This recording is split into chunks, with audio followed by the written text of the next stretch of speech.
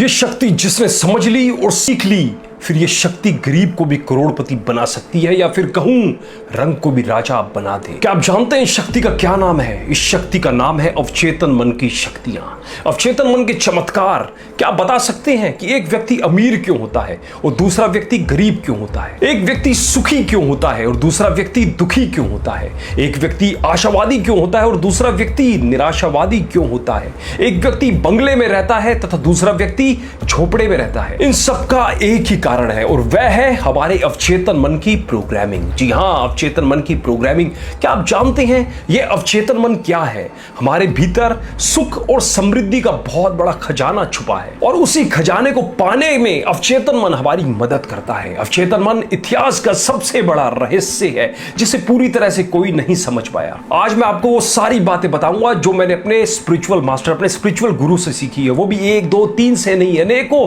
गुरुओं से मैंने ये अवचेतन मन के बारे में डिस्कस करा, अवचेतन मन की शक्तियों के बारे में उनसे चर्चा करी, फिर जाके कुछ निष्कर्ष निकला और वही निष्कर्ष इस वीडियो में मैं आप दोस्तों के साथ शेयर करने जा रहा हूं। मैं आपको अवचेतन मन के बारे में वो सारी जानकारी दूंगा जो आपको और कहीं नहीं मिलेगी। लेकिन सबसे पहले आपको चेतन मन और अवचेतन मन में अंतर पता होना चाहिए। एक बात का ध्यान रखिएगा, इस वीडियो को स्किप मत कीजिएगा या फिर बीच में छोड़कर आगे मत जाइएगा, नहीं तो आपको पूरा कॉन्सेप्ट जो है ना क्लियर नहीं होगा। इसलिए पूरा ध्यान से स्टार्टिंग से एंड तक देखते रहिए। इस वीडियो में हम जानेंगे अवचेतन मन के बारे में महत्वपूर्ण 12 बातें। वो 12 बातें हैं। पहली, अवचेतन मन क्या है? दूसरा, चेतन मन और अवचेतन मन में क्या अंतर है? तीसरा, अवचेतन मन को शक्तिशाली क्यों माना जाता है?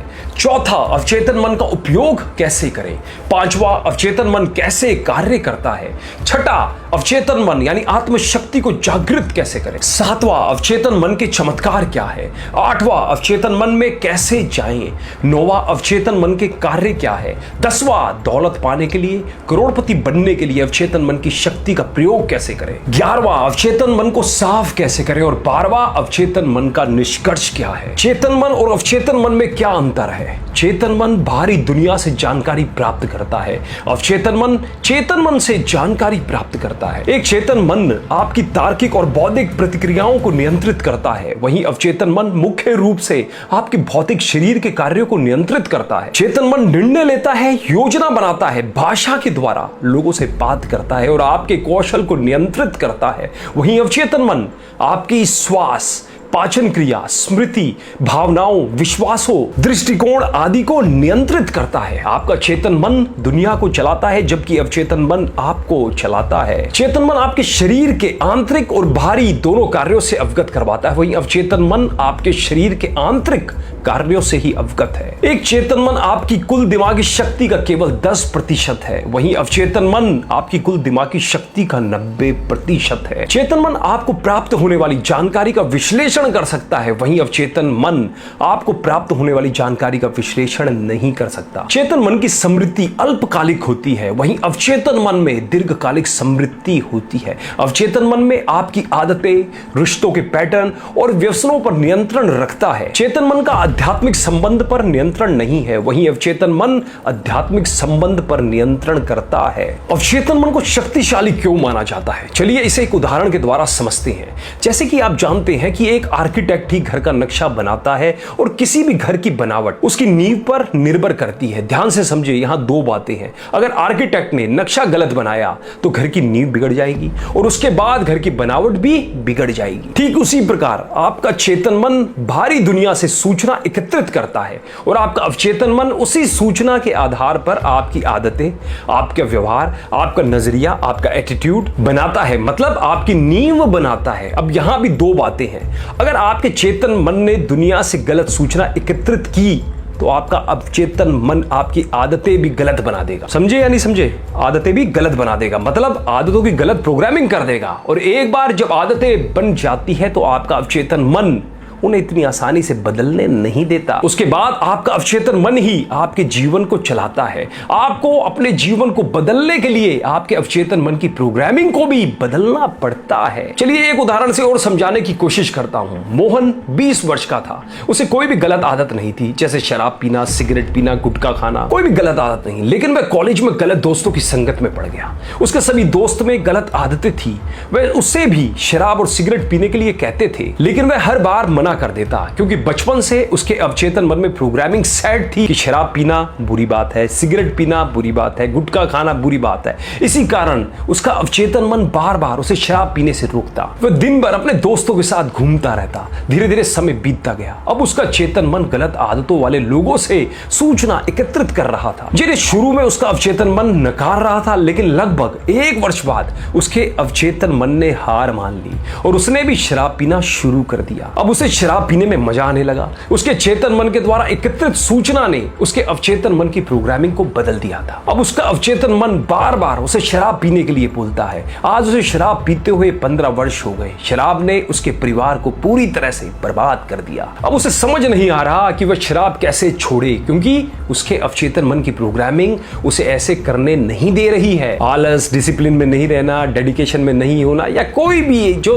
ऐसी आदतें जो हमें सक्सेस नहीं होने देती है, वो भी हमारी अवचेतन मन में प्रोग्राम हो गई होती है। निष्कर्ष क्या निकला उसका? मोहन को शराब छोड़ने के लिए फिर से अपने अवचेतन मन की प्रोग्रामिंग को बदलना होगा, जैसे उसने पहले किया था। ये प्रोग्रामिंग कैसे बदली जा सकती है, किसी और वीडियो में चर्चा करूंगा। इस कारण अवचेतन मन को शक्तिशाली कहा जाता है, क्योंकि एक बार आपने अपने अवचेतन मन की जैसी प्रोग्रामिंग कर दी, वह जीवन भर वैसे ही रहता है। और मुझे उम्मीद है कि आप अवचेतन मन के रहस्य के बारे में तो समझ गए होंगे। चलिए अब बात करते हैं अवचेतन मन का उपयोग कैसे करें। अवचेतन मन से मन चाहे परिणाम पाने के लिए आपको विजुअलाइजेशन यानी कल्पना शक्ति का प्रयोग करना चाहिए। इच्छा शक्ति का नहीं, कल्पना शक्ति का। इच्छा शक्ति और कल्पना शक्ति में बहुत बड़ा अंतर है। उदाहरण से समझिए, इच्छा शक्ति किसी धार्मिक स्थल पर बैठा शराबी प्रवचन सुनकर सोचता है कि ये सभी लोग कितने अच्छे हैं, कितनी अच्छी अच्छी बातें करते हैं, इसलिए एक दिन मैं भी शराब पीना छोड़कर इनके जैसा बनूंगा। वहीं कल्पना शक्ति, विजुअलाइजेशन, उसी धार्मिक स्थल पर बैठा एक दूसरा शराबी प्रवचन सुनकर सोचता है कि ये सभी लोग कितने अच्छे हैं, कितनी अच्छी अच्छी बातें करते हैं, और वह उस दिन की तारीख अपनी डायरी में नोट कर लेता है और अपने आप से कहता है, ठीक 1 वर्ष बाद आज ही के दिन मैं यहां फिर आऊंगा